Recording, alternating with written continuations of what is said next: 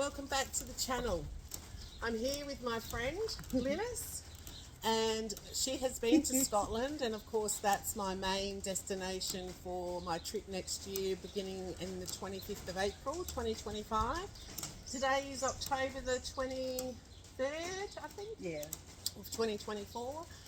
And so I'm trying to interview my friends who have been to give me their tips and let me know the favourite places and the definite must-sees. So Glynis has been to Glasgow. It's a few years now, of course, so some things that she talks about may have changed.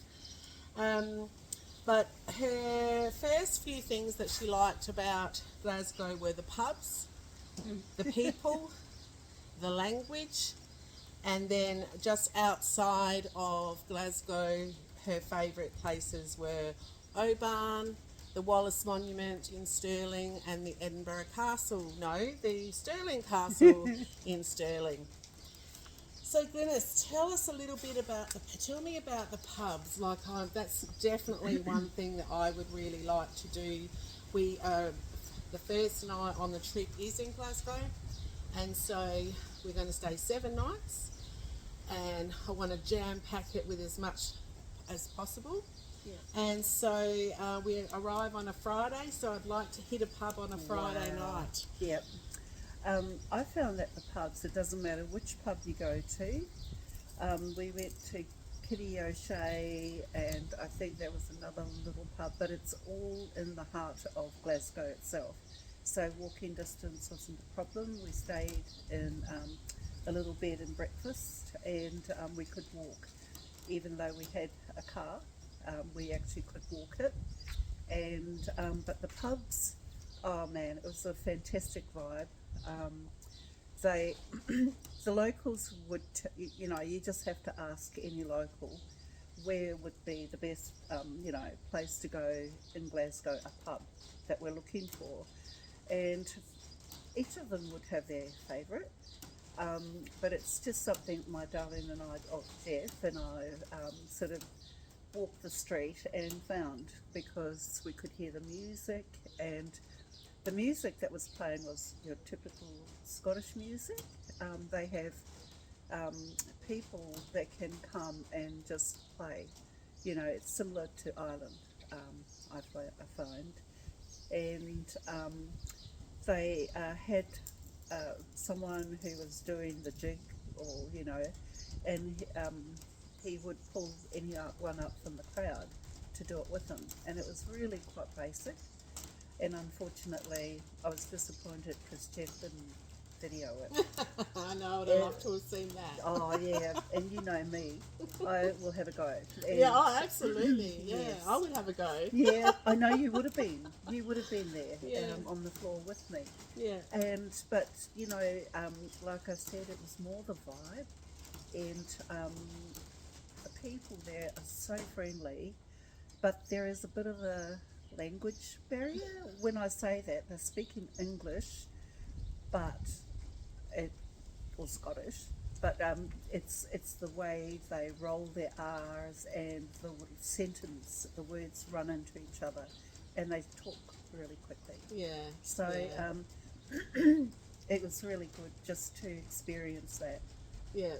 Yeah, and you certainly knew my dad, who was from Glasgow, but of course he lived in Australia for a very, very long time. Yeah.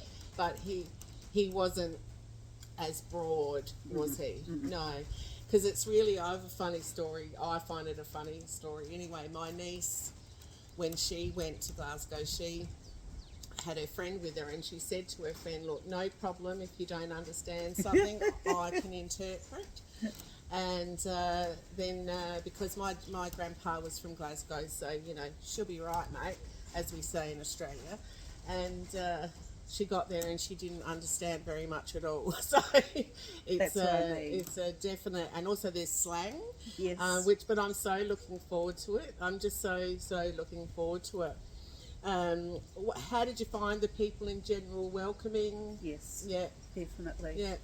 And very welcoming. Yeah, yeah, that's good. Yeah, happy people, like fun. Yes, yes. So do you think I'll fit in? Oh my gosh, they'll love you.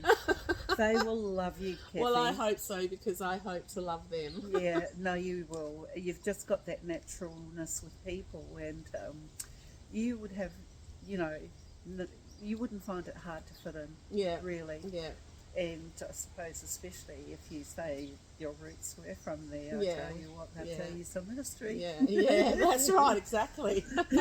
Yeah. And so a couple of places that you mentioned to me earlier, Glynis, was the Little Chippy. Oh my And so that's gosh. one place that I will need to explore. Well, at the Little Chippy, the barman, was really lovely, and he spoke English, but that's where Jeff couldn't understand what he was saying to him. But what I do, I pick out words that are familiar to myself. But Jeff was saying, excuse me, but I don't understand what you are saying. And I said to him quietly, I said, hun, pick out the words you know, and then don't use as many words to say beer, please. That's all you have to say. Oh, I think I'll have this beer. Have you got this beer? You know, because they have as much, you know, it's the little words that we use. You don't need to use pidgin English, that's what I would call it. You know, that's what I used. And so you keep it simple, you know, whereas...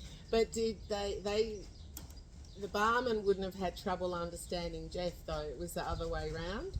Yes. Yeah, yeah. So the barman probably meets many a tourist, though, so... I dare say so. Yeah. But it's a quaint little bar, and you can eat there as well, but it's even, you know, it was just the bar that you walk straight into. You know how we in Australia have bars, and then there's areas where you can go and have a quiet drink. You could have it there too. Yeah.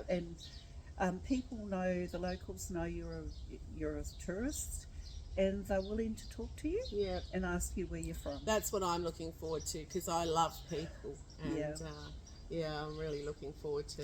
Well, as soon as you open your mouth, hun, they'll know where you're from. Yeah, that's right, exactly. I haven't, I don't know how to use the accent at all.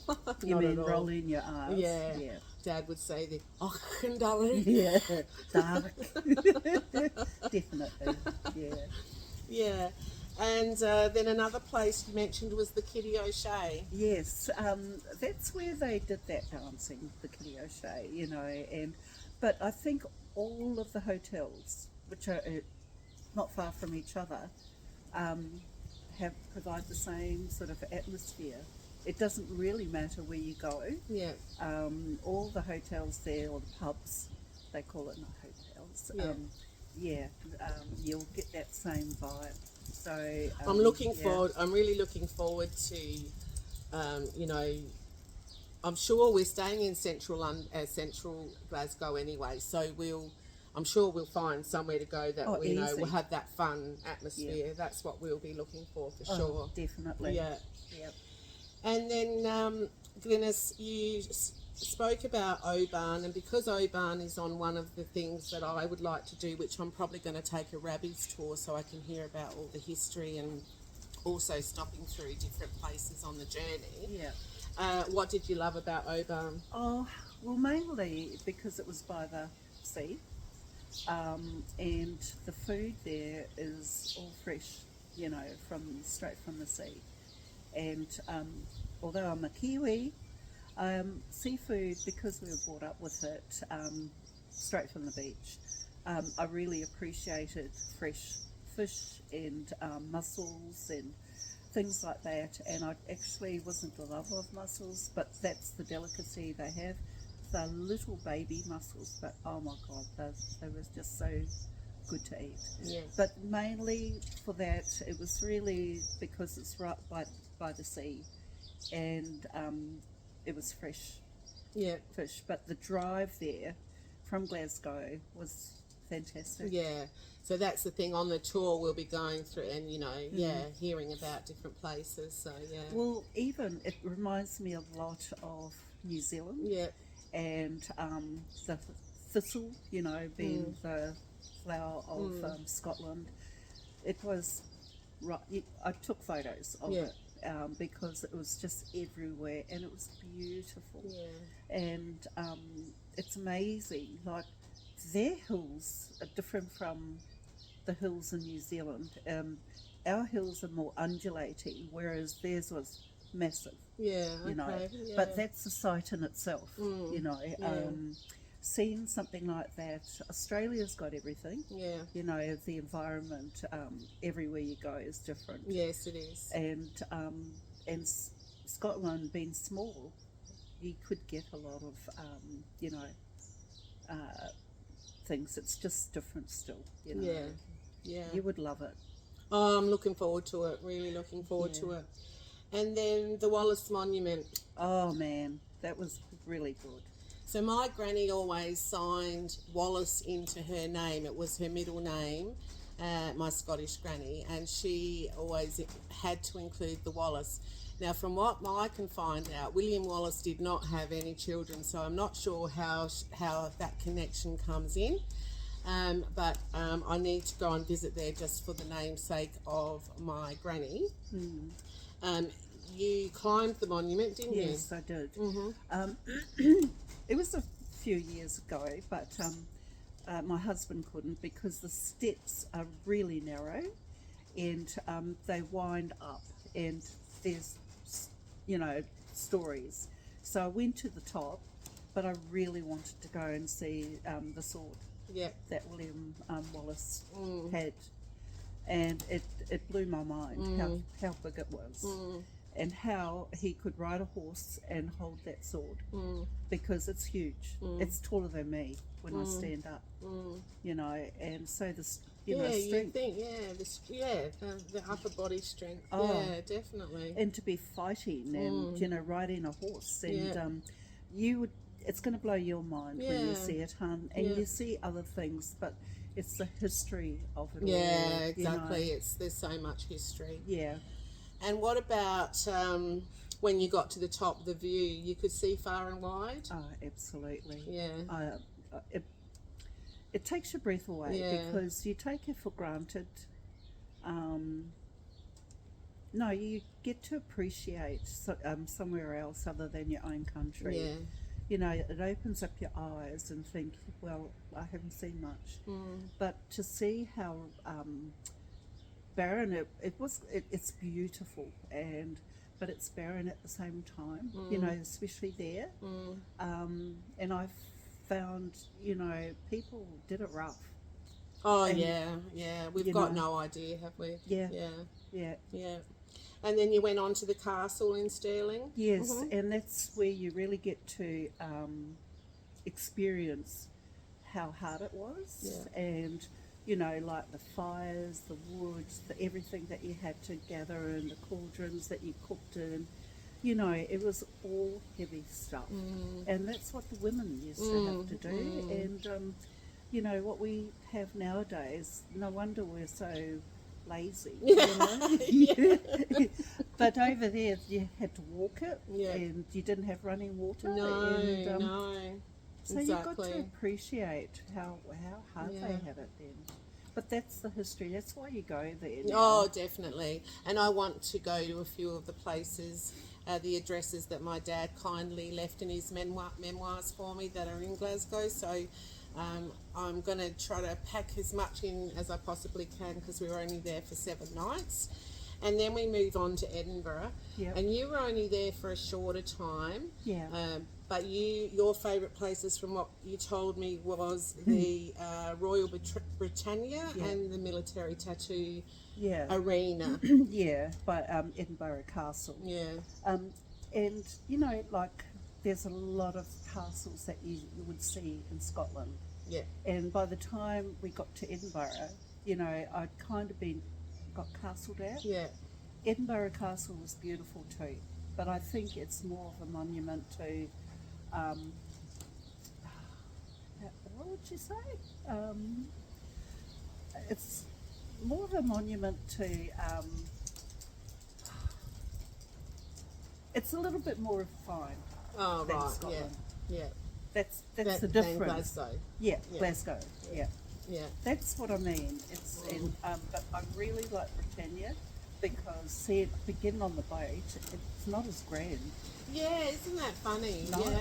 Yeah. Yeah, I found that when I went to Memphis to Graceland, it wasn't as grand and as big as what I was anticipating. So that's really interesting that you say that about that too. Yeah. I suppose for its day it was. Oh, it Yeah. was. Yeah, but it was worth seeing. Oh, it was. Yeah. And well, even though I'm not what you call royalist, but I am. I'm always interested. You got to see where Prince Charles then and Princess Diana. That was their bedroom. Oh, yeah. And okay. even the Queen, and it was double beds. I know. How did they fit in there? Oh. And like I said to you once before, like my mum and dad here in Australia, they spent their entire married lives in a double bed, and here we have queen and king beds. Yeah. And I don't know, are we just fatter? And Well, I'd have to say we are a lot broader than Yeah. because the clothes I could fit when I was young Yeah. compared to now. Yeah. My shoulders seem to have got Yeah. bigger, Yeah. and everywhere has Yeah. got bigger. Yeah. And therefore, like the boat was relative to what the size of the people. Yeah. And and that's what blew me out. Yeah. It wasn't pomp either there. Yeah. It was very the cruise ships that you see now compared to the Royal Britannia. I tell you what, that just looks like a normal boat. I'm sorry, without being offensive. Yeah. Oh, you're not offensive. Oh. Okay, well that has to be on, those things will have to be try to be on my list of things to do in Edinburgh. I'm going to be there probably for about, I think 6 nights having in Yeah, Edinburgh. but don't forget, another reason I liked Edinburgh Castle was going to see where they did the Oh, the military- tattoo. the tattoo, Yeah, Edinburgh okay, yeah. tattoo. So you didn't see the tattoo performance, but you saw the arena. The and arena, yeah. because I used to be a marcher Yeah. when I was young, Yeah. and so to see, and I used to watch the tattoo on TV, Yeah. and it looked so grand. But when I saw the arena, oh my God, it's Yeah. so small. Yeah, isn't that interesting? Yeah. It was, and because you're going there, you'll see what I mean, because I love the tattoo. And you can just go and have a look there, can you? Oh, you walk on it. Yeah, but so you can. Yeah, Okay, yeah, right. yeah. Okay, yeah. So all right. I Yeah. did want to see the military tattoo, but at the end of the day, we're not there in the right season for that. So No. because we're going to be there in Edinburgh in May, start of May. So yeah. So lastly thing before we go is just simply, Glynis, if you had to take your pick between Glasgow and Edinburgh.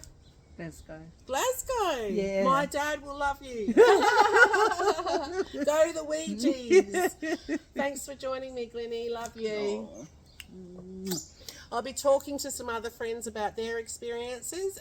So, please subscribe to the channel, click the like button, and also make sure you click the bell to get the alerts. Thanks for watching. Bye. Bye.